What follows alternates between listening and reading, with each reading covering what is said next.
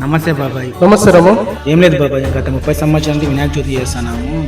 అందరితో చందాలు వసూలు చేసాం బాబాయ్. ఓ 10,000 తక్కువ వచ్చింది, ఓ 10,000 సాయం చేయండి బాబాయ్. 20 రోజుల నుంచి వర్షం వస్తుంది కదా రాము, దానికి పనులు పోలేదు, పనులు లేక ఏమనుకోద్దు రాము. సర్లే బాబాయ్, అన్నిటిగా దేవుడే దారి చూపిస్తాడు. స్వామి వినాయక, నిన్నే నమ్ముకున్నాను, నువ్వే దారి చూపి తండ్రి.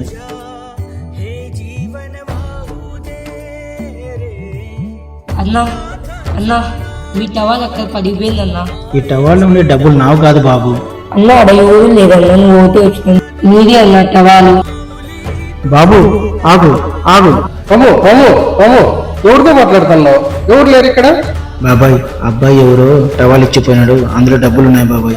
అబ్బాయి ఎవరో నాకు అర్థం కాలేదు బాబాయ్. ఇక్కడ ఎవరు లేరు, నీలో నువ్వు మాట్లాడుకుంటున్నావు రాము. నీకు ఆ దేవుడే దారి చూపిస్తున్నారు రాము.